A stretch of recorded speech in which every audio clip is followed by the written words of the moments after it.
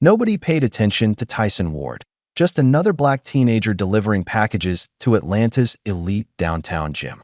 But when boxing champion Cole Maddox dragged him into the ring for a moment of public mockery, something unexpected happened. One clean hit from Tyson silenced the laughing crowd. Humiliated and enraged, Cole demanded a real match.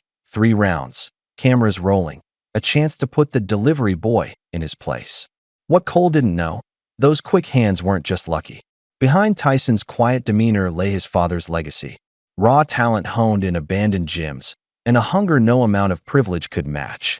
Tomorrow, the world would discover what happens when you mistake silence for weakness. Just before we get back to it, I'd love to know where you're watching from today, and if you're enjoying these stories, make sure you're subscribed.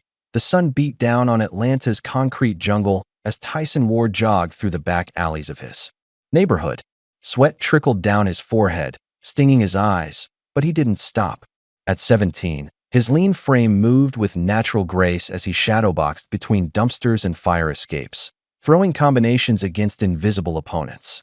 1-2, slip, uppercut, he muttered, his breathing controlled despite the Georgia heat.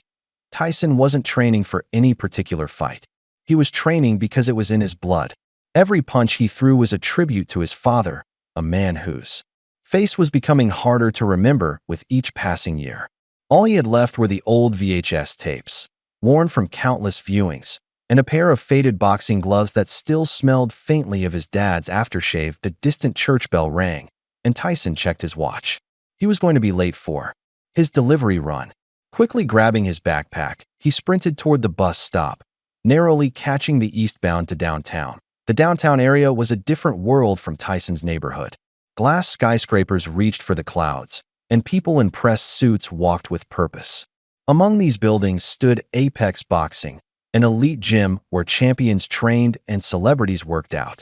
Tyson had passed it many times, but had never stepped inside. Today was different. His delivery route included a package for someone at Apex. As he pushed through the heavy glass door, the familiar scent of sweat and leather hit him. The gym was alive with activity. The rhythmic sound of speed bags, the thud of heavy bags, and the grunts of exertion. Tyson stood in the entrance, momentarily forgetting his purpose.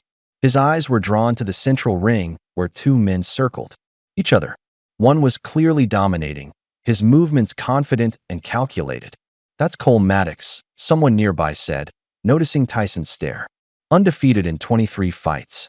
They say he's going all the way." Cole Maddox was in his mid-20s, with a physique sculpted by years of dedicated training. His blonde hair was closely cropped, and a cocky smile played on his lips as he toyed with his sparring partner. Every movement was a performance, each punch thrown with theatrical flair. Tyson couldn't help but admire the technical precision. Even if the showmanship seemed unnecessary, the sparring session ended with Cole landing a flashy combination that sent his partner staggering back. The small crowd around the ring applauded as Cole raised his gloves triumphantly. "That's how it's done, folks," Cole announced, his voice carrying across the gym. Another day, another victim. Tyson remembered his package and approached the front desk. "Delivery for Mike Townsend," he said, pulling the small box from his backpack. The receptionist barely looked up. "He's in the back office. Through there, first door on the left." As Tyson made his way across the gym floor, the main doors burst open again. This time, Cole Maddox made a proper entrance, having changed from his sparring gear into designer athletic wear. Behind him trailed 3 men with cameras and sound equipment, capturing his every move. "The next king of the ring has arrived," announced a man with a clipboard, who seemed to be directing the small film crew. "Cole, we'll get some shots of you working the bags, then maybe some interviews with your training team." Cole nodded, clearly comfortable in the spotlight. "Make sure you get my good side," he joked, though his tone suggested he wasn't entirely kidding. "Though honestly, every side is my good side." Tyson delivered his package and was heading back toward the exit when he paused again to watch. Cole was now performing for the cameras, hitting the heavy bag with dramatic power shots while delivering sound bites between combinations. "There's nobody in my weight class who can touch me," Cole declared to the camera. "I'll take on everyone and anyone. They all fall the same way." Tyson found himself mesmerized by the spectacle. The gym itself was a dream, state-of-the-art equipment, professional trainers, and serious fighters. Everything his father had talked about but never had access to. He didn't realize he was staring until one of Cole's entourage, a stocky man with a goatee, noticed him. "Hey kid, you lost?" the man called out. "The cleaning crew comes at night." A few nearby gym members chuckled. Tyson shook his head and turned to leave. "Maybe he's looking for a handout," another suggested. "This ain't that kind of establishment." Tyson clutched the straps of his backpack tighter and kept walking. But as luck would have it, one of the small packages in his bag slipped out and fell to the floor with a soft thud. He quickly bent to retrieve it, aware of more eyes turning his way. "Look at that," someone said. The delivery boys got quick reflexes. A middle-aged man in boxing shorts laughed. "Maybe we should let him try the bag, see what he's got." The comment was clearly meant as a joke, but it caught Cole's attention. The boxer turned away from the cameras, his eyes finding Tyson. "Now that would be interesting footage," Cole said, a calculating smile spreading across his face. "Hey, camera crew, I think we just found our audience participation segment." Before Tyson could process what was happening, Cole was walking toward him, the cameras following. "What do you say, delivery boy? Want to step into the ring with a pro? Just for a friendly minute?" The gym had fallen relatively quiet, everyone's attention drawn to the unfolding scene. Tyson could feel his heart pounding in his chest. "I'm just making deliveries," he said quietly, clutching his package. "Come on, it'll be fun," Cole insisted, his arms suddenly around Tyson's shoulders, steering him toward the ring. "What's your name, kid?" "Tyson," he answered reluctantly. "Tyson," Cole repeated loudly, playing to the growing audience. "Named after the legend himself. This is perfect for the show. 1 minute in the ring with a future champion. It'll be something to tell your friends about." Phones were out now, recording the interaction. Tyson could feel sweat forming on his brow, but it wasn't from the heat. This wasn't how he had imagined his first time in a real boxing ring would be. "I don't have gloves," Tyson said, trying to find a way out. "We've got loaners," Cole replied smoothly, nodding to one of his crew who quickly fetched a pair of worn gym gloves. Tyson stood frozen as the gloves were thrust into his hands. The logical part of his brain screamed at him to walk away, but something deeper, perhaps his father's voice, whispered that he shouldn't back down. With reluctance masking his internal turmoil, Tyson climbed through the ropes. The ring felt both larger and smaller than he had imagined. Cole bounced on the balls of his feet opposite him, playing to the cameras. "Just a friendly minute," Cole repeated, though his eyes held something less than friendly. "Show us what you've got, delivery boy." Someone hit a bell, and Cole immediately moved forward, throwing 2 quick jabs that were clearly intended to intimidate rather than hurt. Acting on instinct honed in those alleyway sessions, Tyson slipped both punches, his body moving with a natural fluidity that surprised even himself. A murmur ran through the crowd. Cole's smile faltered for just a second before he recovered, throwing another combination. Again, Tyson evaded, his footwork quick and unpredictable. It wasn't formal boxing, it was street-smart movement, raw and unrefined but effective. "Kids, got some moves," someone in the crowd commented. Cole's expression tightened slightly. He jabbed again, this time with more intent. Tyson slipped the punch and, acting on pure instinct, countered with a quick right hand to Cole's exposed ribs. The sound of the impact seemed to echo through the gym. It wasn't a powerful blow, but it was clean and unexpected. Cole's eyes widened, in shock as he took a step back. The gym fell silent. For a moment, nobody moved. Then Cole's face transformed, the showman's smile replaced by something darker. With a quick movement, he shoved Tyson hard, sending him stumbling back against the ropes. "You think this is a game?" Cole snarled, all pretense gone. "You want to play with the pros, kid? Let's do this right. Tomorrow. Same ring. 3 rounds." The words hung in the air like a physical threat. Around them, people began to whisper and laugh nervously. The cameras were still rolling, capturing every moment of Cole's sudden change in demeanor. Tyson regained his balance, his face burning with humiliation. Without a word, he slipped out of the gloves, dropped them on the canvas, and exited the ring. He could feel everyone's eyes on him as he grabbed his backpack and headed for the door. "See you tomorrow, delivery boy," Cole called after him, his voice laced with mockery. "Or will you be too busy running packages?" More laughter followed Tyson, as he pushed through the doors and out into the afternoon sun. His hands were trembling slightly, adrenaline and anger coursing through his veins. That on the bus ride home, Tyson sat alone in the back, replaying the incident in his mind. He hadn't asked for any of that. He'd just been doing his job. Now he was a joke, probably already trending on social media as the delivery boy who dared to step into a ring with Cole Maddox. He reached into his backpack and pulled out a small pouch. Inside were his father's old gloves, cracked and worn from years of use. Tyson ran his fingers over them, feeling the places where the leather had molded to his father's hands. "Let's show him," he whispered to himself, clutching the gloves tightly against his chest. "Let's show him all." The apartment was quiet when Tyson returned home, save for the soft hum of the ancient air conditioner struggling against the Atlanta heat. He dropped his backpack by the door and headed straight for the refrigerator, grabbing a bottle of water and downing half of it in one go. "You're back early," came a voice from the hallway. Nia Ward appeared in the doorway, still dressed in her nursing school scrubs. At 23, she had been both sister and mother to Tyson since their father passed away 5 years ago. Her eyes, sharp and observant, immediately noticed the tension in her brother's shoulders. "What happened?" she asked, concern edging into her voice. Tyson shrugged, attempting nonchalance. "Nothing. Just finished deliveries early." "Tyson." Nia's tone made it clear she wasn't buying it. "What happened?"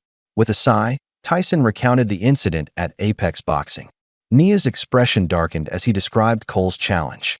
"You're not seriously thinking of going back there tomorrow," she said when he finished. "It wasn't a question." "I don't know," Tyson admitted, though part of him had already decided. "Those showboats downtown aren't worth your time," Nia said firmly. "That Cole guy was just trying to humiliate you for his little internet show.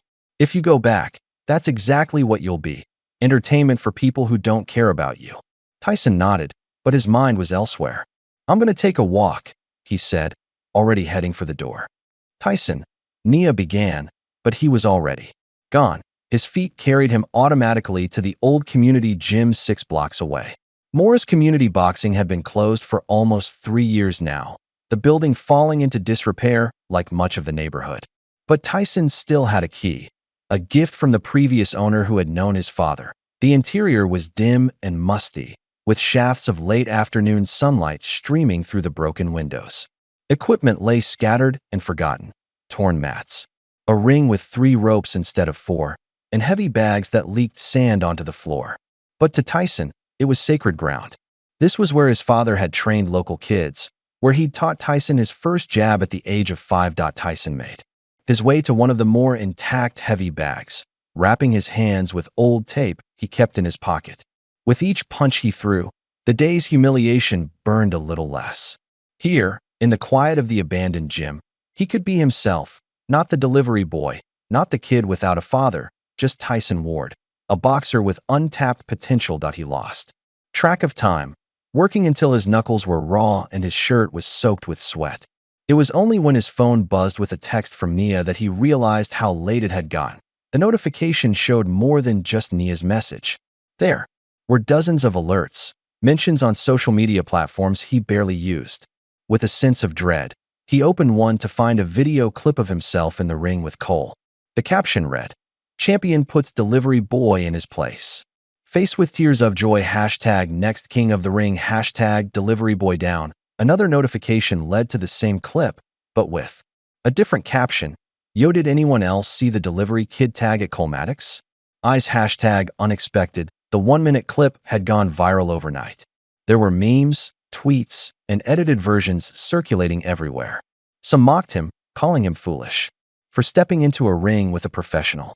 Others, surprisingly, seemed to be on his side, impressed by his natural ability to avoid Cole's initial punches and land. One of his own .1 tweet from a boxing commentator had gained significant traction. "Whoever this delivery kid is, he's got better instincts than half the prospects I've seen this year. Raw talent." Tyson closed the apps, his mind racing. The humiliation he'd felt earlier was morphing into something else, a mixture of anxiety and a strange sense of possibility. He texted Nia that he was on his way home and started the walk back, his thoughts a jumble of confusion and determination. When he arrived home, Nia was waiting with dinner, but she wasn't alone. A friend of Tyson's from school, Marcus, was sitting at their small kitchen table, practically vibrating with excitement. "Man, you're all over the internet," Marcus exclaimed the moment Tyson walked in. "And look at this." He thrust a paper flyer into Tyson's hands. Bold letters proclaimed, "One night only. Street Kid versus Champion. Cole Maddox takes on the Delivery Kid in a special exhibition match." Tyson stared at the flyer in disbelief. "This is tomorrow," he said, pointing to the date. "They're selling tickets and everything," Marcus confirmed. "It's like an official undercard event before some bigger fight. Cole's people arranged it." "Without even asking me." Tyson's voice rose in indignation. "Would you have said yes if they did?" Nia interjected, her arms crossed. Tyson didn't answer. Immediately, the truth was, despite the circumstances, a part of him wanted this, wanted a real chance in a real ring, even if it was against someone as experienced as Cole Maddox. "This is ridiculous," Nia continued. "They can't just put you in a boxing match. You're not licensed. You've never even trained properly." "Dad trained me," Tyson countered. "When you were 12, Nia shot back. "This guy is a professional boxer with a record. He could hurt you, Ty." Tyson looked down at the flyer again at the side-by-side photos of himself and Cole. His photo had been captured from the viral video, his expression a mixture of surprise and concentration. Cole's was a professional headshot, confident and polished. "I'm going," he said finally, meeting Nia's gaze. "I have to." Nia threw up her hands in exasperation. "Why?" "To prove something to a bunch of strangers on the internet." "No," Tyson replied, quietly. "To prove something to myself." The argument might have continued if not for a knock at their door. Confused, Tyson opened it to find an older black man standing in the hallway. He was in his 60s, with gray hair and the sturdy build of someone who had once been very athletic. "Tyson Ward," the man asked, his voice deep and gravelly. "Yes. My name's Reggie Thompson. I knew your father." Tyson glanced back at Nia, who looked equally surprised. They rarely received visitors, especially ones claiming connection to their dad. "Can I come in?" Reggie asked. "I saw the video. We should talk." Hesitantly, Tyson stepped aside to let him enter. Marcus, sensing the sudden shift in atmosphere, made an excuse about homework and left quickly. "So you're Malik's boy," Reggie said once they were seated in the living room. "I can see it now. You move like him." "You knew my dad?" Tyson asked, leaning forward. "Trained with him back in the day," Reggie confirmed. "Lost touch after he got married. I've been coaching in Alabama for the past 15 years. Just moved back to Atlanta last month." "And you saw the video?" Nia asked suspiciously. "Hard to miss," Reggie chuckled. "It's everywhere. That's some natural talent you've got, kid." Tyson shrugged, uncomfortable with the praise. "I just shadowbox sometimes. Dad showed me some basics before he passed." Reggie nodded solemnly. "Your father had great technique. Not the most powerful puncher, but smart. Strategic. I see that in you." "Cole Maddox has arranged some kind of exhibition match for tomorrow," Nia said, her tone making it clear what she thought of the idea. "Tyson thinks he's going." "Are you?" Reggie asked, his eyes fixed on Tyson. "Yes," Tyson answered without hesitation. Reggie studied him for a long moment, then nodded. "Then you'll need someone in your corner." "What do you mean?" Tyson asked. "I mean, I'm offering to train you," Reggie said simply. "Not that we can do much in a day, but I can at least show you how to survive in there." Nia started to protest, but Tyson cut her off. "You do that?" "What? Call it paying a debt to your father," Reggie said cryptically. "I owe him that much." Before Nia could argue further, Tyson's phone buzzed again. It was another notification, this time a video post. From Cole Maddox himself. In the video, Cole was addressing the camera from what looked like an upscale apartment. "So by now you've all seen the little incident at my gym today," he began, his tone condescending. "For those asking if I'm actually going to fight this Delivery Kid, yes, I am. Tomorrow night. 3 rounds of exhibition boxing. Consider it a public service, showing what happens when amateurs step into the ring with professionals." He smiled, but there was no warmth in it. "And to the kid, if you're watching this, don't worry. I'll try not to hurt you too badly. After all, you've probably got packages to deliver the next day." The video ended with Cole laughing as he turned away from the camera. Tyson felt his face grow hot with anger and embarrassment. "He thinks this is all a joke," Tyson muttered. "Good," Reggie said unexpectedly. Let him.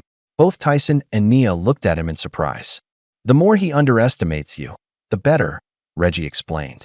Now, if you're serious about this, we start training tonight. I know a place we can use. The old Morris gym, Tyson suggested. I still have a key. Reggie's eyes lit up with recognition. Perfect. Meet me there in an hour. Bring whatever gear you have. After Reggie left, Nia turned to Tyson, her expression a mixture of concern and resignation. You're really doing this? I have to, Nia, Tyson said softly. I can't explain it, but I have to. She sighed, then surprised him by pulling him into a tight hug. Then you better not get hurt, she whispered fiercely. Promise me. I promise, Tyson said, though they both knew it was a promise he might not be able to keep. That night, under the flickering lights of the abandoned gym, Reggie put Tyson through his paces. They didn't have proper equipment, but Reggie improvised, using sandbags for resistance training, teaching Tyson how to move efficiently, how to defend himself against a more experienced opponent. Cole's going to come at you hard and fast, Reggie explained as they worked. He's embarrassed about that viral clip. He'll want to put you down quick to save face. So what do? Tyson asked, breathing heavily from the intense drills. First, you survive, Reggie said. Move, dodge, block. Make him work for every punch. Second, you stay composed. He wants you scared. Don't give him that satisfaction. They trained until midnight, with Reggie correcting Tyson's form, teaching him the fundamentals that his father hadn't had time to pass on. By the end, Tyson was exhausted but more confident than he'd been earlier. Get some rest, Reggie advised as they left the gym. Tomorrow's going to be a long day. The next morning, Tyson woke early and found himself searching for Cole's past fights online. The more he watched, the more the doubt crept in. Cole was good, really good. Fast, powerful, and experienced.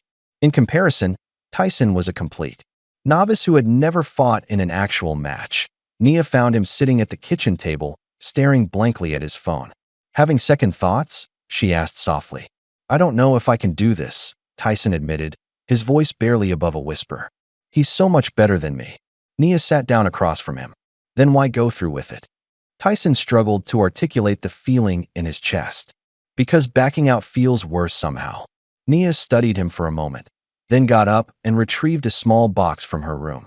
I was saving this for your 18th birthday, she said, placing it in front of him. But I think you need it now. Inside the box was a letter, the paper yellowed with age. Tyson recognized his father's handwriting immediately. Dad wrote this. He asked, his voice thick with emotion. Nia nodded. Before he got sick, he wrote letters for all your important birthdays. This one was for your 18th. With trembling hands, Tyson unfolded the letter and read, Tyson, by now you're a man, finding your own path in this world. Whatever that path is, remember this. Never let someone else measure your worth. The world will try to put you in boxes, tell you what you can and can't do. But the only limits that matter are the ones you accept. That I've watched you grow, seen the fire in you. That fire doesn't come from me or anyone else. It's yours alone. Trust it. Follow it. And know that I'm proud of the man you're becoming. Love always, Dad. Tyson read the letter twice more, tears blurring his vision. When he finally looked up, Nia was watching him with a soft smile. So she said, are you going to let Cole Maddox tell you what you can and can't do? Tyson carefully folded the letter and put it back in the box. No, he said, his resolve strengthening. No, I'm not. While Tyson was rediscovering his determination, Cole Maddox was treating the upcoming exhibition like a minor inconvenience. His training session that morning was more for the cameras than for actual preparation. He hit the mitts half-heartedly while his team discussed the evening's promotion. We're calling it Pro versus Joe, his agent explained. The angle is you giving this kid a taste of real boxing. Play it up for the cameras. Toy with him a bit before you put him away. Cole nodded, barely listening. In his mind, the fight was already won. Why waste energy preparing for someone who had never stepped into a real ring? Just remember, his coach warned as Cole prepared to leave for a lunch meeting. This kid's got nothing to lose. That makes him dangerous. He's hungrier than you. Cole dismissed the warning with a wave. He's a delivery boy who got lucky with one punch. Tonight, luck runs out. As evening approached, posters for the exhibition match appeared across downtown Atlanta. Social media buzzed with speculation and jokes. most at Tyson's expense. The exhibition had been added as an undercard to a regional professional fight, ensuring a decent crowd. In the locker room of the arena, Tyson sat alone, his father's gloves resting in his lap. He had insisted on using them despite Reggie's concern about their condition. He'd carefully taped his father's initials, MW for Malik Ward, inside each glove. Reggie entered, carrying a bottle of water and a towel. "Almost time," he said, handing Tyson the water. "How are you feeling?" "Nervous," Tyson admitted. "But ready." Reggie nodded approvingly. "Remember what we talked about." He may be a joke to them. He gestured toward the door, indicating the crowd beyond. "But he's real to you. Treat him with respect, but don't fear him." Tyson took a deep breath and stood. "Let's do this." As he walked toward the ring, his father's letter echoed in his mind. "Never let someone else measure your worth." Tonight, win or lose, Tyson Ward would measure his own worth. And no one, not Cole Maddox, not the crowd, not the internet, could take that away from him. The mid-sized arena hummed with anticipation. What had started as a local exhibition match had transformed into something of a spectacle. Word had spread across Atlanta, partly due to Cole's promotional machine and partly due to the viral video that continued to circulate. The stands weren't packed to capacity, but they were far more crowded than anyone would have expected for an impromptu undercard event. In one section sat Cole's usual crowd, influencers with their phones at the ready, sponsors in branded attire, and boxing enthusiasts who'd followed his career. They lounged in their seats with drinks in hand, treating the upcoming match as little more than pre-show entertainment. But scattered throughout the back rows and cheaper seats was a different crowd. Word had spread through Tyson's neighborhood. Shop owners who knew him from his delivery routes, classmates from school, and families who remembered his father had scraped together what they could for tickets.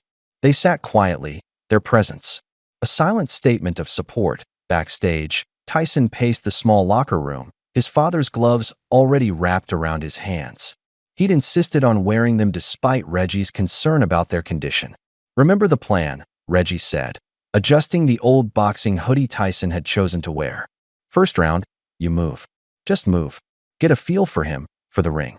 Don't try to match him punch for punch." Tyson nodded, his mouth too dry to speak. Through the walls, he could hear the announcer's voice building up the crowd for the main event later that evening. "Hey," Reggie said, placing his hands on Tyson's shoulders. "Look at me. You've already won by stepping in that ring. Everything else is just details." Meanwhile, in a much larger dressing room down the hall, Cole Maddox was in the final stages of his elaborate entrance preparation. A makeup artist touched up his face while his entourage fussed over the details of his ring walk. "The lights will drop when your music hits," his manager explained. "You'll have a spotlight all the way to the ring. Make it dramatic. We're filming this for episode 3. Cole nodded, admiring his reflection in the mirror. He wore a silk robe with "Humble Me? Try," emblazoned across the back in bold letters. His team had decided to lean into the viral moment, turning what could have been an embarrassment into a marketing opportunity. "What's the kid wearing?" Cole asked casually. "No idea," his manager replied. "Probably showed up in his delivery uniform." The team laughed, but Cole's coach remained silent, his expression contemplative. "Don't underestimate him," the coach said quietly when the others moved away. "That natural movement he showed in the video, you can't teach that." Cole rolled his eyes. "It's one round of luck versus 23 professional fights. This isn't even going to be close." The arena lights dimmed, and a pulsing beat filled the space. A spotlight appeared at the entrance to the arena floor, and Cole emerged, arms raised in confident triumph before he'd even stepped into the ring. The crowd responded with a mixture of cheers and excited murmurs as he made his way down the aisle, his entourage trailing behind him with cameras capturing every step. Once in the ring, Cole played to the crowd, bouncing from one corner to another, pumping his fists and encouraging the cheers to grow louder. He shrugged off his robe to reveal physique-hugging shorts covered in sponsor logos, his body a testament to years of professional training. Then the spotlight faded, the music stopped, and there was a moment of awkward silence. The announcer cleared his throat and said simply, "And his opponent, Tyson Ward." No music played, no special lighting effects. Tyson emerged from the opposite entrance alone, wearing his father's faded navy hoodie over simple black shorts. His walk to the ring was steady and focused, his eyes never leaving the canvas ahead of him as he climbed through the ropes. A ripple of whispers spread through the crowd. Some people recognized him from the viral video and pointed, while others simply looked confused by the stark contrast between the two fighters. "Is this some kind of joke?" someone near the front row asked loudly. "He looks like he just walked." And off the street, Tyson removed his hoodie, revealing a lean but underdeveloped frame compared to Cole's sculpted muscles. His father's old gloves looked out of place against the modern equipment surrounding them. From certain sections of the crowd, chuckles began to rise. The referee called both fighters to the center of the ring. "I want a clean fight," he said, looking between them. "This is an exhibition match, 3 rounds. Let's keep it professional." Cole smirked at the word professional, his eyes dismissively scanning Tyson from head to toe. "Don't worry, ref," Cole said loudly enough for the nearby crowd to hear. "I'll try not to hurt the delivery boy too badly." Tyson remained silent, his eyes focused somewhere beyond Cole's shoulder, remembering Reggie's advice to stay composed. They touched gloves, Cole's a dismissive tap, Tyson's respectful, and returned to their corners. The bell rang, and Cole immediately bounced forward, confident and loose. Round 1 began with Cole circling, throwing casual jabs that were more performance than punches. Each time one landed, sections of the crowd cheered. He moved with the assurance of someone who had never known defeat, occasionally glancing toward his camera crew with a knowing smile. "Come on, kid," Cole taunted between jabs. "Show me that lucky punch from the gym." Tyson focused on his footwork, just as Reggie had instructed. He moved constantly, making himself a difficult target. When Cole's punches landed, they were glancing blows rather than the solid connections the champion was accustomed to scoring. "He's just fast because he's scared," a commentator at the media table laughed into his microphone. "Running doesn't win fights." The comment received laughs from nearby spectators, and soon the social media streams were filled with similar mockery. Hashtags like #RunningMan and #ScaredDelivery began trending alongside the original #DeliveryKid tag. But in the back rows, Tyson's small contingent watched with different eyes. They saw not fear, but strategy. Among them sat Nia, her hands clenched tightly together, wincing with every punch thrown in her brother's direction. As the first round progressed, Tyson kept his breathing steady despite the exertion. A memory flashed through his mind, his father demonstrating defensive moves in their small living room years ago. "Control the storm, don't become it," his father had said. "Let them throw their thunder and lightning. You be the eye of the hurricane, calm, centered, waiting." The bell rang, ending round 1. Cole returned to his corner smiling, barely winded. Tyson moved more deliberately, his face showing no emotion as he sat on the stool Reggie had placed in the corner. "Good," Reggie whispered, passing him water. "You're making him work for it." "Did you see?" "See what?" Tyson asked between sips. "He expected you to go down in 30 seconds. Now he's confused. His timing's off because you're not fighting the way he thought you would." In Cole's corner, his coach was giving different advice. "Stop playing with him," the coach urged. "He's making you look sloppy. Get in, finish it, get out." Cole waved him off. "I'm just giving the crowd a show. Round 2, I'll put him down." The bell rang again, and both fighters returned to the center. This time, Cole's approach had changed. His punches came with more purpose, his smile replaced by a look of concentration. He pressed forward, cutting off the ring, trying to trap Tyson against the ropes. Tyson continued his defensive strategy, but with a subtle difference.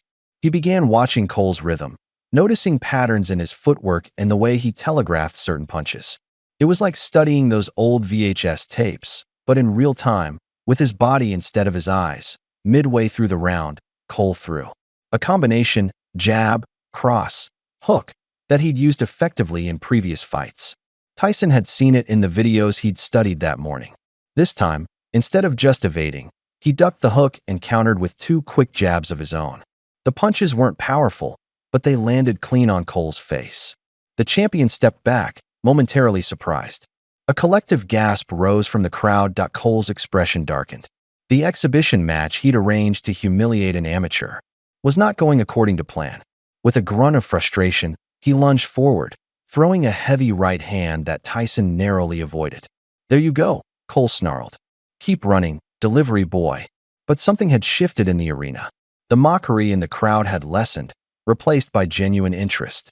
Even some of Cole's supporters were now watching Tyson with newfound curiosity. As the round continued, Cole's frustration grew visible. His techniques became sloppier, his breathing heavier. After Tyson landed another clean counter, Cole responded with a low elbow during a clinch, deliberately pushing it into Tyson's ribs.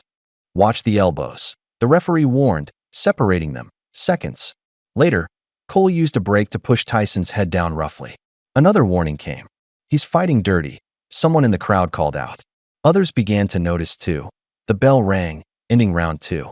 As Tyson sat in his corner, he could feel a change. In the atmosphere, the laughs and jeers had subsided. People were leaning forward in their seats now, phones still recording, but with a different purpose. They were witnessing something unexpected. One more round, Reggie said, working on a small cut that had opened above Tyson's eye from an accidental head clash. He's getting frustrated. Frustrated fighters make mistakes. What do I do? Tyson asked, his voice steadier than he felt. Reggie's eyes held a fierce pride as he looked at his young fighter. You've already won the crowd, he said quietly. Now win the war. Across the ring, Cole was receiving a stern talk from his coach. Get it together, the coach hissed. You're making yourself look bad. He's an untrained kid, for God's sake. Cole nodded, rolling his shoulders to release tension. I got this, he assured his team, though his confidence seemed forced now. Last round. I'll finish him. The bell rang for the final round. Cole came out aggressive, pushing forward with renewed determination. But something had changed in his approach. His movements were less fluid, his technique compromised by his desire to end the fight decisively. Tyson, meanwhile, had found a rhythm. He was still defensive, still moving, but now with purpose and understanding. He began to anticipate Cole's attacks, slipping punches that minutes ago might have landed. The crowd noticed the shift. Even the commentators who had mocked Tyson earlier were changing their tone. The delivery kid is showing surprising skill here in round 3, one admitted. He's clearly got some natural talent. Cole heard the commentary, and it fueled his frustration. With a growl, he launched forward, throwing a wild haymaker meant to end the fight, and missing completely as Tyson ducked beneath it. As Cole's haymaker whistled over his head, Tyson saw his opportunity. In one fluid motion, he spun low, dodged right, and came up with a devastating uppercut that connected squarely with Cole's chin. The sound of impact echoed through the suddenly silent arena. Cole's eyes widened in shock, his legs wobbled, and for a moment, he stood frozen in place. Then, as if in slow motion, his knees buckled, and he stumbled backward, fighting to stay upright. 1 step back. 2. And then, with the grace of a falling tree, Cole Maddox, the undefeated champion, the next king of the ring, dropped to the canvas. The referee immediately moved between them, waving Tyson to a neutral corner. The crowd, momentarily stunned into silence, erupted into chaos. Cole's entourage rushed toward the ring while the referee began the count. 1, 2, 3. Tyson stood in the corner, his chest heaving, unable to process what had just happened. He looked past the referee to where Cole lay, trying to orient himself. 4, 5, 6. The crowd's reaction was splitting down the middle. From Cole's section came angry shouts and boos, accusations of a lucky punch. But from the back rows, from Tyson's people, came a growing chant. Deliver Y kid. Deliver Y kid. 7, 8. Cole rolled onto his hands and knees, shaking his head to clear it. His coach was screaming instructions from outside the ring, but the words weren't registering. 9. With a tremendous effort, Cole pulled himself up using the ropes, standing just as the referee reached the final count. But his eyes were unfocused, his legs unsteady. The referee looked Cole over carefully, then waved his hands. Fight's over, he declared. Technical knockout. Cole's team immediately protested, but their objections were drowned out by the roar that erupted from Tyson's supporters. The back rows were on their feet, people hugging each other in disbelief and joy. On the giant screens around the arena, the knockout was already being replayed in slow motion. Social media was exploding with clips, the hashtag #DeliveryKid now trending nationwide, with a very different connotation than it had held just hours earlier. As reality set in, Cole's corner team rushed into the ring, surrounding their fighter. Protectively, Cole pushed them away, his face a mask of disbelief and anger. It was a fluke, he spat, loud enough for nearby cameras to pick up. A lucky punch. Nothing else. Without offering the customary post-fight handshake, Cole stormed out of the ring and headed for the exit, his entourage scrambling to keep up with him. Meanwhile, Tyson stood alone in the center of the ring, looking almost as shocked as Cole had been. Reggie climbed through the ropes and embraced him, whispering something in his ear that made Tyson smile despite his exhaustion. That a commentator who had dismissed Tyson earlier approached the ring with a microphone. I think we just witnessed the beginning of something incredible, he said, his tone reverent where it had been mocking before. Tyson Ward, nobody expected this outcome. What do you have to say? The microphone was thrust toward Tyson, who looked momentarily panicked at being put on the spot. He glanced at Reggie, who nodded encouragingly. Tyson began, his voice cracking slightly. He cleared his throat and started again. This was never about proving them wrong. It was about proving I belong. The simple statement resonated through the arena, drawing a fresh round of cheers. As Tyson was led from the ring, people reached out to touch his shoulders, to offer congratulations. In the space of 3 rounds, he had transformed from an object of ridicule to something approaching a folk hero. Backstage, the contrast between the two fighters couldn't have been more stark. Cole sat alone in his dressing room, having ordered everyone out, staring at his reflection in the mirror. His carefully constructed image was crumbling before his eyes. His phone buzzed incessantly with notifications, most of them negative. Clips of the knockout were already being edited into memes. Sports commentators who had praised him days earlier were now questioning his record, suggesting he'd never faced real competition. It was a fluke, he repeated to his reflection, but the words sounded hollow even to his own ears. Meanwhile, in a much smaller room down the hall, Tyson was surrounded by a small but jubilant group. Nia had tears streaming down her face as she hugged her brother tightly. "Don't ever scare me like that again," she said, though her smile betrayed her pride. "No promises," Tyson replied with a tired grin.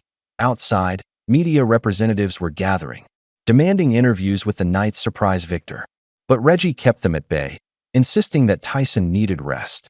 "Tomorrow," Reggie told them firmly. "He'll talk tomorrow." As they made their way toward a side exit, one persistent reporter broke through the makeshift barrier. "Tyson, there's already talk of sponsorship deals, exhibition matches, even professional contracts. What's next for you?" Tyson paused, considering the question seriously. "School," he said finally. "I finish high school in 5 months." The fight wasn't the finish line. It was just the bell. The reporter looked surprised, clearly expecting a different answer. "But the opportunities will still be there after I graduate," Tyson cut in politely but firmly. "My dad always said education comes first, boxing second." As they drove back to Tyson's neighborhood, the streets seemed different somehow. People recognizing the old car Reggie drove, pointing and waving. News traveled fast in these parts. "You know your life's about to change," Reggie said as they neared Tyson's apartment building. "Tonight's going to follow you for a while." Tyson nodded, looking out the window at the familiar surroundings that suddenly felt new. "Is that a good thing or a bad thing?" "Depends on what you do with it," Reggie answered thoughtfully. "Fame is like fire. It can warm you or burn you. Up to you which it'll be." When they reached the apartment, they found it transformed into an impromptu celebration. Neighbors, friends, and even some of Nia's colleagues from the hospital had gathered to welcome Tyson home. Someone had set up a television that was replaying highlights from the fight, freezing on the moment of the knockout with cheers erupting each time. Nia, who had driven ahead to prepare for their arrival, pulled Tyson aside once he'd greeted everyone. "Someone set up a live stream of your fight at the hospital," she told him, her voice thick with emotion. "We were all watching between patients." "Tyson, I've never been so scared and so proud at the same time." Across town, in a luxury high-rise apartment, Cole Maddox was experiencing a very different evening. His social media accounts were flooded with negative comments.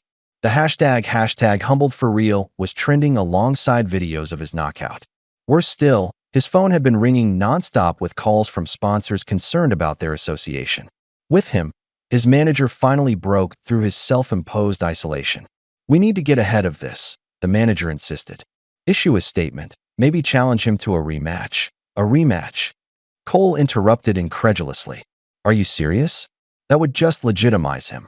He already is legitimate, the manager replied bluntly. The footage doesn't lie, Cole. He knocked you out clean. The question now is how we spin this to minimize the damage.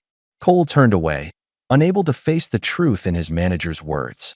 His carefully constructed image as an unbeatable champion had been shattered by a 17-year-old with no formal training. The humiliation was almost unbearable. Just get out, he muttered. All of you, just get out. Left alone, Cole replayed the fight in his mind, searching for excuses, for explanations that would salvage his ego. But every mental replay ended the same way.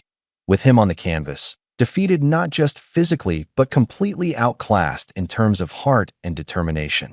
The following morning, Tyson woke to find his phone had crashed from the volume of notifications. His social media followers had exploded overnight. News outlets were requesting interviews. Local businesses were offering sponsorship deals.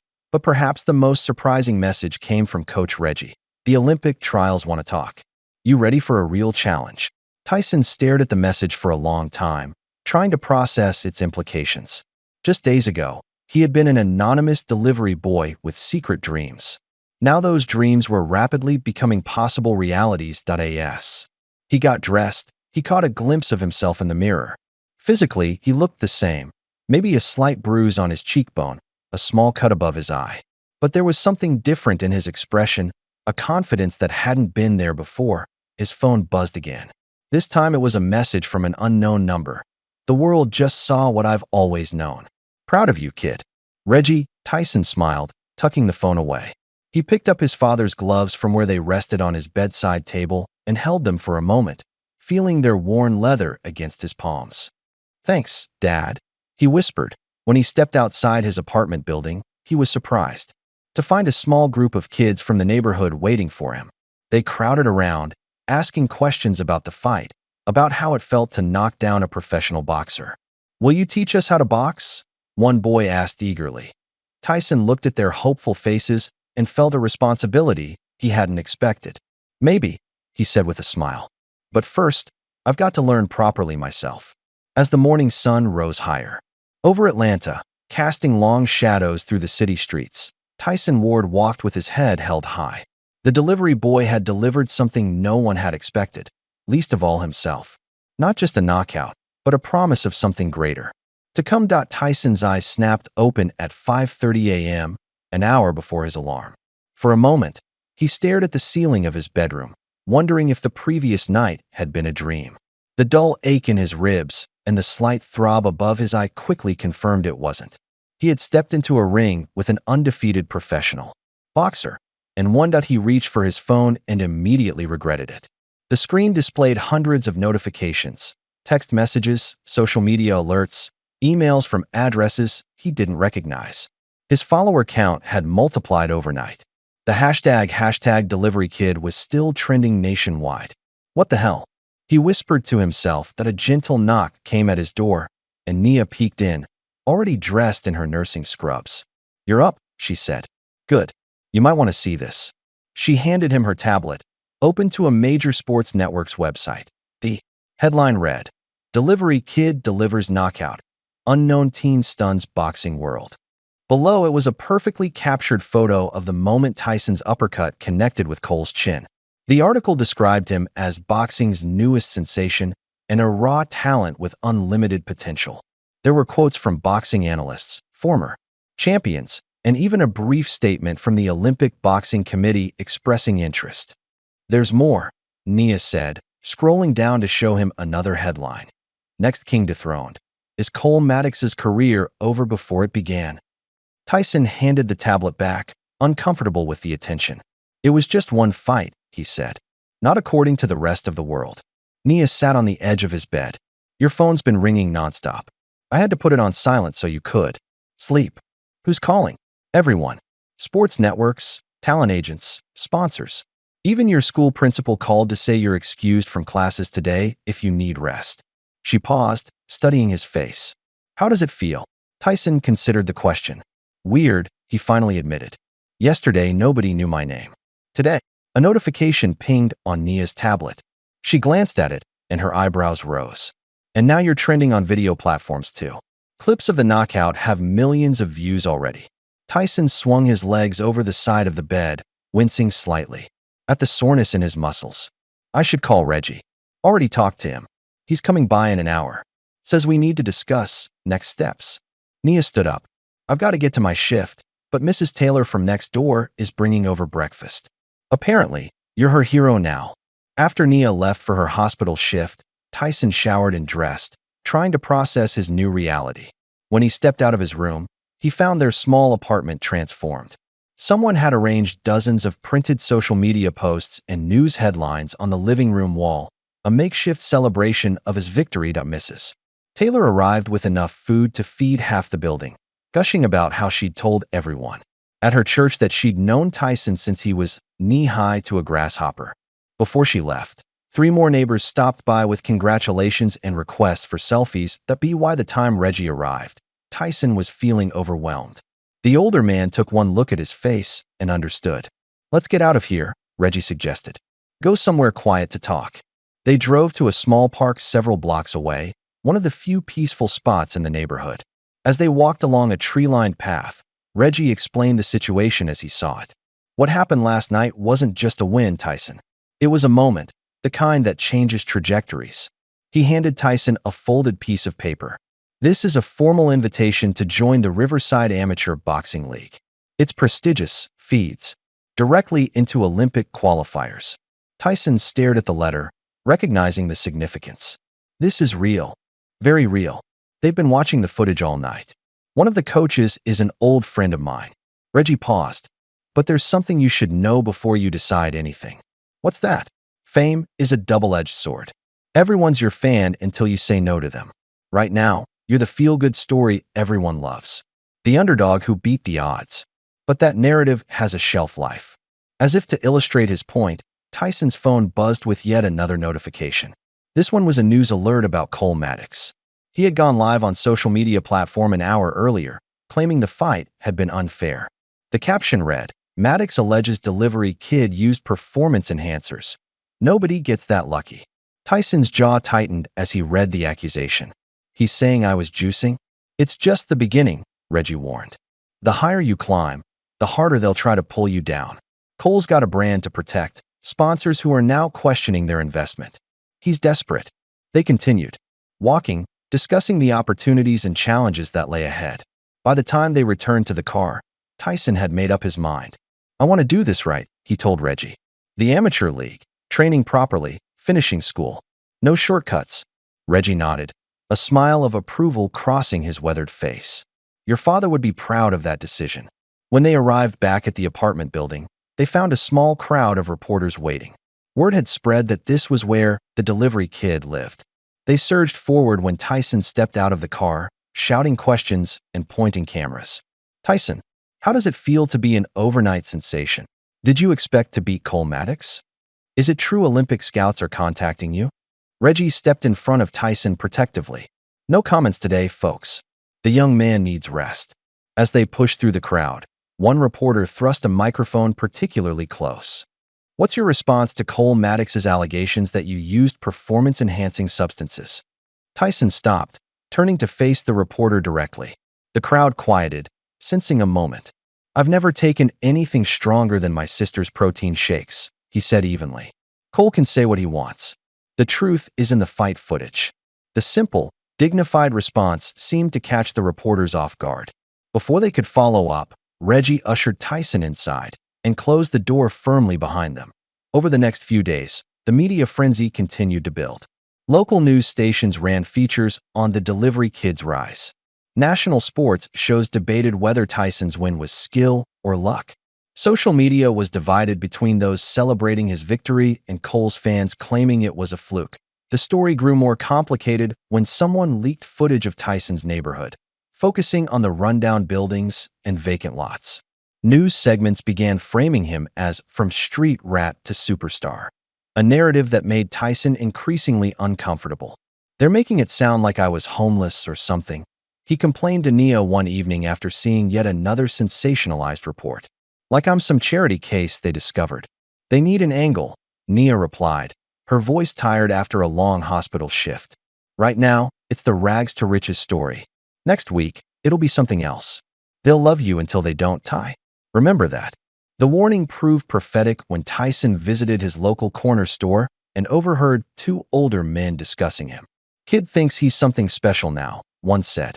One lucky punch, and suddenly he's too good for the neighborhood. Give it time, the other replied. They all come back down eventually. Tyson left without buying anything, the comments stinging more than he wanted to admit. The same community that had celebrated him was now watching to see if success would change him. Meanwhile, opportunities continued to flood in. A flashy sports promoter named Gavin Vaughn arrived at their apartment unannounced one evening, brushing past Nia with practice charm and presenting Tyson with a contract. This is your golden ticket. Kid, Vaughn explained, his designer suit out of place in their modest living room. Skip the amateur circuit. Go pro right now. I can get you 3 fights in the next 6 months, each with a guaranteed purse bigger than anything you'd see in the amateur leagues. The numbers he mentioned made Tyson's head spin. It was more money than he had ever imagined, enough to buy a new apartment for Nia, pay for her nursing school without loans, maybe even help reopen the community gym. What's the catch? Nia asked, her arms crossed defensively. Vaughn's smile remained fixed, but his eyes cooled. No catch. Just standard management terms. My team handles everything. Training, promotion, scheduling. Everything includes his current coach. Nia pressed. There was a brief silence before Vaughn answered. Look, Reggie Thompson is old school. Great for basics. But if you want to compete at the top level. He leaned forward, lowering his voice as if sharing a secret. Old trainers are sentimental. I make champions. After Vaughn left, Tyson sat with the contract in his hands, torn between practicality and loyalty. The money would solve so many problems, but it would mean leaving behind the one person who had believed in him from the start. What would Dad do? He asked Nia quietly. She sat beside him, placing a hand on his shoulder. Dad would tell you to follow your heart, but use your head too. Sleep on it, Ty. Big decisions need clear minds. That night, Tyson barely slept, his thoughts oscillating between opportunity and obligation. By morning, he still hadn't decided. When he arrived at the old community gym for training, he found Nia already there, engaged in an intense conversation with Reggie. They fell silent when he entered. What's going on? Tyson asked, looking between them. Nia spoke first. I was just asking Reggie something that's been bothering me. About why he suddenly reappeared in our lives right when you needed a trainer. Reggie sighed, leaning against the ring post. Your sister's right to question it. I owe you both an explanation. What followed was a revelation that shifted Tyson's understanding of his father's past. Reggie had been more than just a training partner to Malik Ward. He had been his coach during a promising early career. But before a high-stakes fight that could have launched Malik to national recognition, Reggie had walked away due to a disagreement with promoters who wanted to fix the match. Your father fought anyway, Reggie explained. Lost badly. His career never recovered. When I saw you in that viral video, moving just like him. His voice trailed off. I guess I'm here to make peace with the past. Through you. The revelation left Tyson stunned, adding another layer of complexity to his decision about Vaughn's offer. Before he could process it fully, his phone buzzed with an urgent message from Marcus. Dude, check social media now. Cole dropped a video about you. With a sense of dread, Tyson pulled up the link. The video showed what appeared to be grainy footage of someone resembling Tyson receiving an injection from an unidentifiable person. Though clearly fabricated, it was convincing enough to raise questions. He's really doing this, Tyson muttered in disbelief. Within hours, the fake video had spread across multiple platforms. Cole's fans amplified it, calling for investigations and drug tests. Though many recognized it as a desperate attempt to save Cole's reputation, the damage was being done. By evening, Tyson received a formal request to appear before the Amateur League Commission to address the allegations before they would confirm his invitation. They have to investigate, Reggie explained when Tyson called him, panicking. Standard procedure when accusations like this surface. Don't worry, we'll clear your name. The hearing was set for the following week. As Tyson prepared for bed, that night, the weight of his new reality pressed down on him. 24 hours ago, his biggest concern had been whether to accept Vaughn's offer. Now he was fighting to defend his integrity. Nia found him sitting on the fire escape outside his window, staring at the city lights. "You okay?" she asked, climbing out to join him. "I don't know," he admitted. "Everything's happening so fast. It's like being caught in a flood." She wrapped an arm around his shoulders. "Then we build a boat. Together." The commission hearing was held in a sterile conference room at the Athletic Association headquarters. Tyson, accompanied by Reggie and Nia, felt out of place among the officials in business attire. A drug test had already cleared him, but the panel still had concerns about the viral video. After nearly 2 hours of questioning, the head of the commission made their decision clear. "We find no evidence of any violation. Mr. Ward is cleared to join the amateur league program."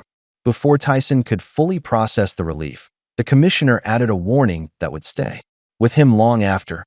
"A word of advice, young man. The higher you rise, the harder they'll try to drag you down. You're not just fighting opponents anymore, you're fighting the system." The morning after the commission hearing, Tyson made a decision. Without warning, he deleted all his social media accounts, silencing the constant notifications and commentary that had followed him since the fight. "What are you doing?" Marcus asked when Tyson told him. "You've got like 100,000 followers." "Exactly," Tyson replied. "And none of them are helping me become a better boxer." With the distractions gone, Tyson returned to the old Morris gym with Reggie.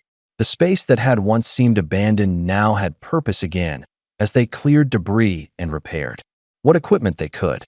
"No more proving myself online," Tyson declared as they worked. "Just in the ring." Reggie nodded approvingly. "That's where it counts." Training resumed with an intensity Tyson had never experienced. Reggie pushed him harder than before, no longer treating him as a novice with potential, but as a serious athlete with a future.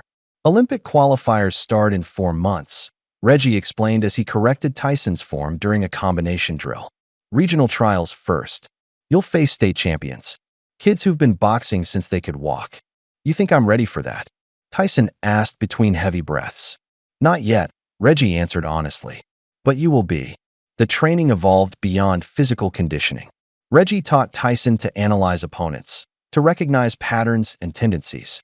They watched footage of amateur champions, breaking down their techniques. "Boxing's a chess match at full speed," Reggie often said. "Your body's just executing what your mind already knows." While Tyson focused on improvement, Cole Maddox was spiraling downward. After his failed attempt to discredit Tyson with the fake video, his reputation took another hit. Sponsors began quietly distancing themselves from the next king of the ring, who had been dethroned by an amateur. Desperate to rebuild his image, Cole accepted fights against lower-ranked opponents, bouts he would have dismissed months earlier. But something had changed in him. The confidence that had once bordered on arrogance was gone, replaced by a desperate need to prove himself. He lost his next 2 fights, decisions that weren't even close. His social media, once filled with training highlights and victory celebrations, became increasingly bitter. Every post seemed to reference the fluke or the delivery boy, keeping the night of his humiliation alive in the public consciousness. After his 3rd consecutive loss, Cole's remaining team abandoned him. His manager cited different career directions, but everyone understood the reality. Cole Maddox had become a liability rather than an asset. Meanwhile, Tyson's legitimate training was beginning to show results. His natural movements were now supported by proper technique. His endurance improved. His understanding of boxing strategy deepened. When he participated in his first amateur competition, a small local event, he won decisively, catching the attention of regional scouts. "There's talk about you," Reggie told him after the fight. "Good talk. But there's also a new name being mentioned alongside yours." That name was Diego Alvarez, a Cuban-American boxer from Miami who had dominated the amateur circuit for the past year.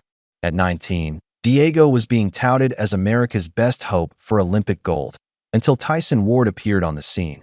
Unlike Cole, Diego's confidence wasn't built on social media presence or flashy entrances. It came from a record of 37 wins and 0 losses in amateur competition, with 25 knockouts. He was technically brilliant, blindingly fast, and coldly efficient in the ring. When asked about Tyson in an interview, Diego had been dismissively brief. "One viral moment doesn't make you a boxer. Let's see him fight someone who knows what they're doing." The dismissal turned to active provocation when Diego posted a video online, shadowboxing while a friend pretended to deliver packages in the background. America's charity case thinks he can dance with a real boxer? The caption read, "I'll send him back to his delivery route." The clip spread quickly, creating a rivalry that the boxing media eagerly promoted. Journalists framed it as a natural collision course, the prodigy versus the phenomenon, technique versus raw talent. If both continued winning, they would inevitably meet in the Olympic trial finals. "Don't let him get in your head," Reggie advised when Tyson saw the video. "He's trying to make you emotional. Emotional fighters make mistakes." Tyson nodded, but the provocation had lit a fire in him. He doubled his training efforts, often arriving at the gym before dawn and staying until Reggie forced him to leave at a S-word spread about Tyson's dedication. His community began to rally behind him again. Local businesses donated equipment to the old gym. Neighborhood kids started showing up to watch him train, sitting quietly along the walls as if attending a master class. Nia helped organize a fundraiser to repair the building's roof and install new lighting. "He fights for all of us," a local barbershop owner said as he contributed. "Least we can do is give him a decent place to train." The renovations to the gym attracted media attention, but this time Tyson controlled the narrative. He gave one exclusive interview to a respected boxing publication, explaining his connection to the community and his father's legacy. The resulting article, titled "The Delivery Kid Delivers Hope," presented a more authentic picture than the sensationalized street rat to superstar stories that had circulated earlier. As Tyson's profile in the boxing world grew, his path occasionally crossed with Cole's, diminishing one. At a regional boxing event where Tyson was competing and Cole was making a guest appearance, one of the few invitations he still received, they found themselves alone in a hallway. Cole had visibly changed. In the months since their fight, his designer clothes had been replaced by simpler attire. The entourage was gone. Most noticeably, there was a haunted look in his eyes, the expression of someone who had lost something essential and couldn't find it again. "Ward," Cole acknowledged, his voice rough with what might have been alcohol. "Maddox," Tyson replied. Evenly, they stood in uncomfortable silence before Cole spoke again. "You took everything from me," he growled, the bitterness evident in every word. Tyson considered his response carefully. "No," he said quietly. "You gave it away." The simple truth hung between them. Cole opened his mouth as if to argue, then closed it again. Without another word, he turned and walked away, shoulders slumped under the weight of recognition. The encounter left Tyson thoughtful. Cole's fall served as a warning about the fragility of success built on image rather than substance. It strengthened his resolve to remain grounded, to remember why he was fighting in the first place. As the Olympic trials approached, Tyson and Diego continued on their collision course. Each won their respective qualifying matches convincingly, setting up the final that boxing fans had been anticipating for months. The night before the official announcement, Reggie visited Tyson at home. They sat on the fire escape where Tyson often went to think, looking out at the city lights. "Tomorrow they'll announce it officially," Reggie said. "You versus Diego for the Olympic trial finals. National coverage. Sold-out arena." Tyson nodded, feeling the weight of the moment. "Any final advice?" Reggie considered the question. "You know, when I trained your father, I always told him to focus on winning. Just win. That's all that matters." He paused, looking at Tyson with newfound respect. "But for you, I'll say something different. Don't just win. Change what they think is possible." Later that night, after Reggie had gone, Tyson found himself drawn to a small box in his closet. Inside was an old cassette recorder that had belonged to his father. He hadn't played it in years, unsure if the batteries still worked or if the tape inside had deteriorated. On impulse, he pressed play. There was a hiss of static, and then, miraculously, his father's voice filled the room. "If you're hearing this, Tyson, then it means you didn't give up. And I'm proud. Whatever challenge you're facing right now, remember, Ward men don't back down. We might get knocked down, but we always get back up. Always. I believe in you, son. More than you know." Tyson sat motionless, tears streaming down his face as the recording ended. After all these years, it felt like his father was right there with him, offering strength for the fight ahead. With renewed determination, Tyson began mentally preparing for Diego Alvarez and the Olympic trials. This wasn't just about personal glory or proving critics wrong anymore. It was about honoring his father's memory, his community's support, and the legacy he was beginning to build. The delivery kid was ready to deliver again. This time, on the biggest stage of his young life. The Olympic trial finals arena buzzed with an energy usually reserved for professional championship bouts. Every seat was filled, from the expensive ringside spots occupied by boxing celebrities and scouts to the upper sections where Tyson's community had gathered in force, many wearing handmade, delivery kid t-shirts. Media platforms had been promoting the match for weeks. Sports analysts debated endlessly. Diego's technical perfection versus Tyson's raw talent and rapidly developing skills. Betting odds favored Diego slightly, but the gap had narrowed as Tyson continued to impress in his qualifying matches. Backstage, Tyson sat alone in the locker room, his father's gloves resting on his knees. Unlike his first fight with Cole, he now understood the magnitude of the moment. This wasn't just another bout. It was a potential turning point in his life. Reggie entered, carrying tape and water. "Almost time," he said, his voice calm but serious. "How you feeling?" "Ready," Tyson replied, and meant it. The months of rigorous training had transformed him. He was no longer just a naturally gifted kid. He was a disciplined athlete with purpose. "Diego's going to come out fast," Reggie reminded him as he helped tape Tyson's hands. "He always does. First round is about weather, not fight. You understand?" Tyson nodded. They had studied Diego's style extensively, watching every available video of his fights. The Cuban-American boxer was known for overwhelming opponents early, establishing dominance from the opening bell. "Remember," Reggie continued, "he's never faced someone who wasn't scared of him. Use that."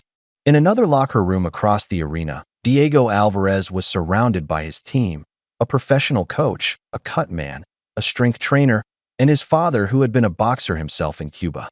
Their preparations were precise, methodical, the result of years of elite training. "He's just a story," Diego's father told him in Spanish. A feel-good headline. "You are the reality." Diego nodded, his face a mask of concentration. Unlike Cole Maddox, he didn't underestimate Tyson. He had watched the videos, recognized the natural ability. But Diego had something Tyson didn't: years of structured training and competition experience.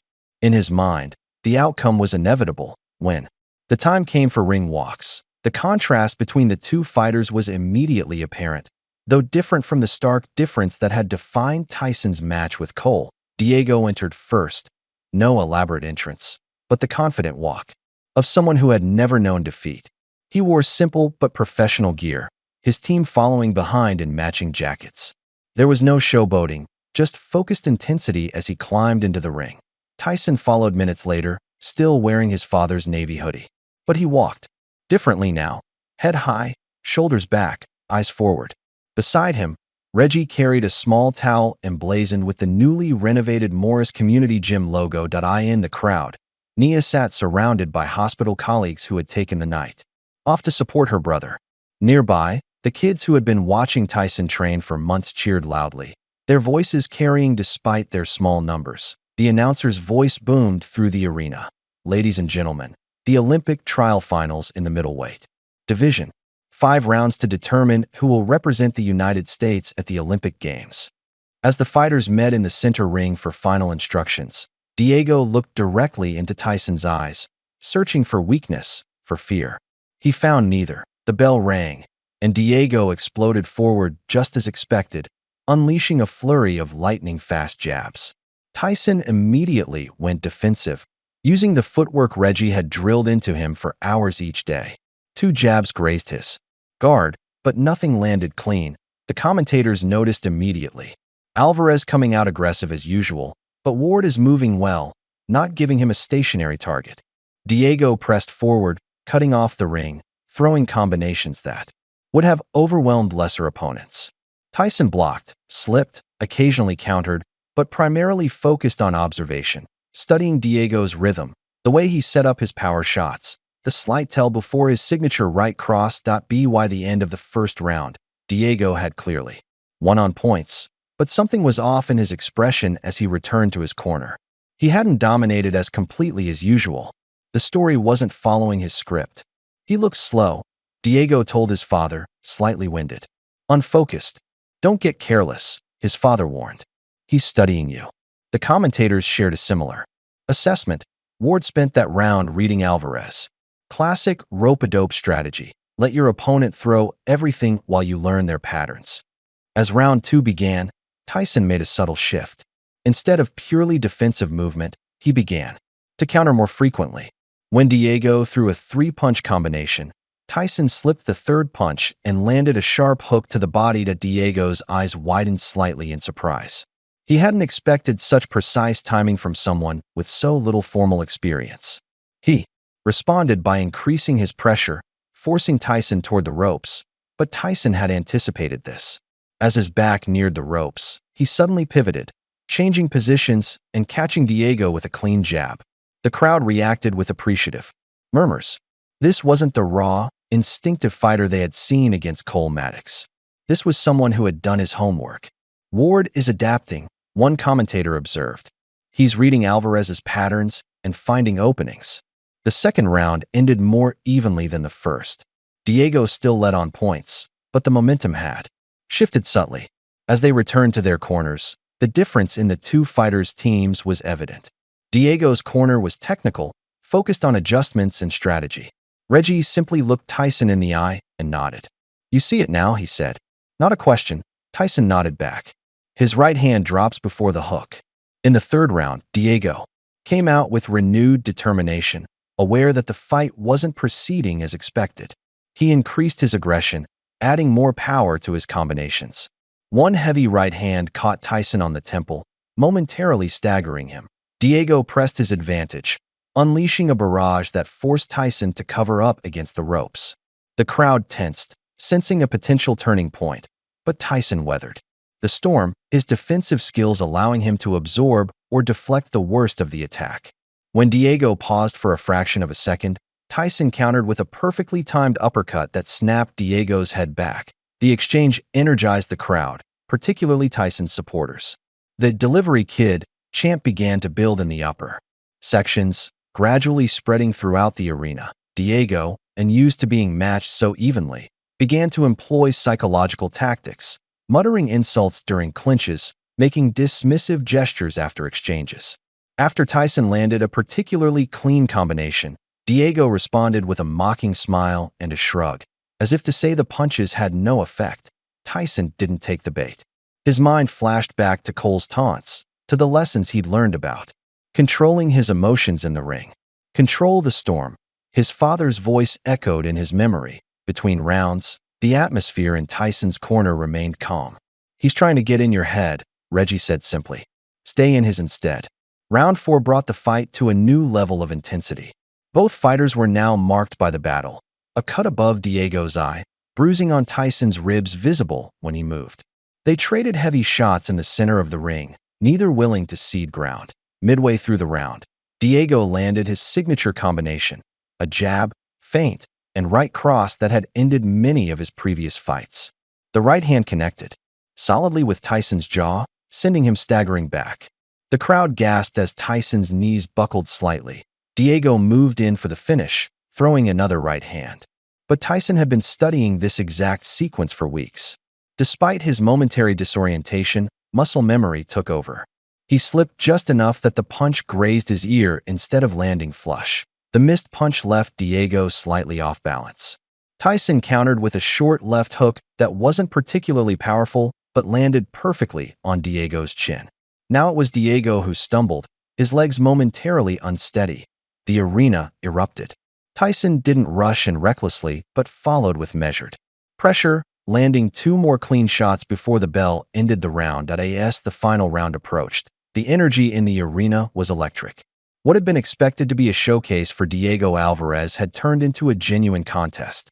The judges' scorecards were likely close, making the 5th round decisive. In Tyson's corner, Reggie kept his instructions simple.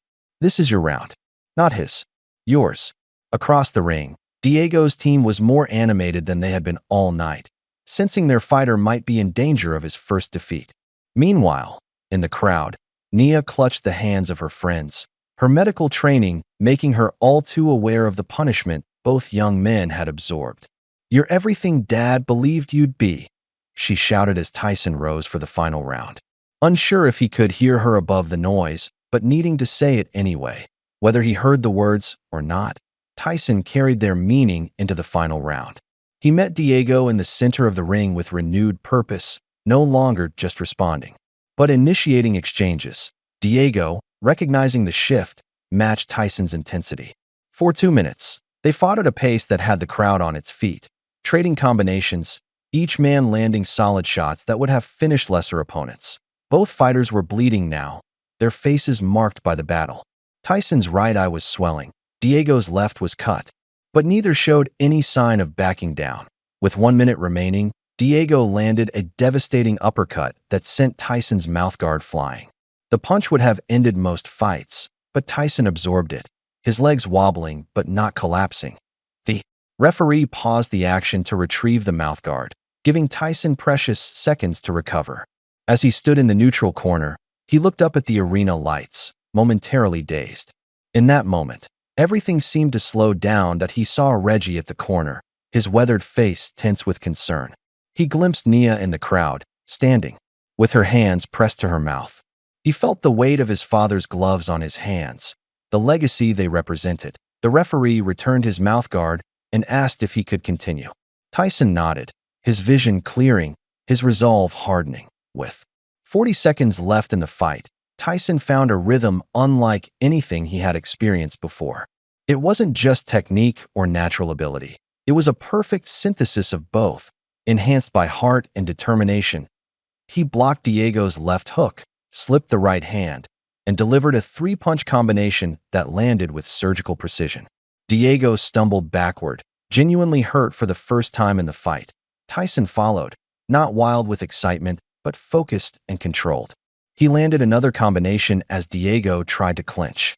The crowd was deafening now, sensing a potential knockout in the final seconds. Diego, showing the heart of a champion, refused to go down. He fired back with everything he had left, catching Tyson with a short right hand. Both fighters were giving and taking tremendous punishment as the final 10 seconds ticked away. The bell rang with both men still standing, both bloodied but unbowed. The crowd gave them a standing ovation that continued long after they had returned to their corners. They awaited the judge's decision. Tyson and Diego stood in the center of the ring, exhaustion evident in their postures. The announcer took the scorecards, building suspense before reading. After 5 rounds, we have a split decision. The arena held its collective breath. The winner, and representing the United States at the Olympic Games, Tyson Ward. The crowd exploded. Reggie lifted Tyson onto his shoulders as the reality of the moment sank in. The delivery boy who had been mocked in a gym less than a year ago was now an Olympic boxer. Unlike after his victory over Cole, Tyson didn't raise his arms in triumph. Instead, he sank to his knees in the center of the ring, overcome with exhausted gratitude. The aftermath of the Olympic trial finals thrust Tyson into a spotlight brighter than anything he had experienced before. As he sat at the post-fight press conference, face still marked from battle, reporters peppered him with questions about his future. "What's next for Tyson Ward?" asked a journalist from a major sports network. Tyson considered the question, his expression thoughtful despite his exhaustion. "Rest," he said simply, drawing a gentle laugh from the room. "Then, the Olympics. Then, who knows?" For the first time since his journey began, a genuine smile spread across his face. Not nervous or guarded, but confident and content. After the press conference, as Tyson gathered his belongings in the locker room, the door opened to reveal Diego Alvarez. The Cuban-American boxer had showered and changed, but his face still showed the marks of their battle. For a moment, neither spoke. Then Diego extended his hand. "You earned it," he said simply. Tyson shook his hand, a silent understanding passing between them.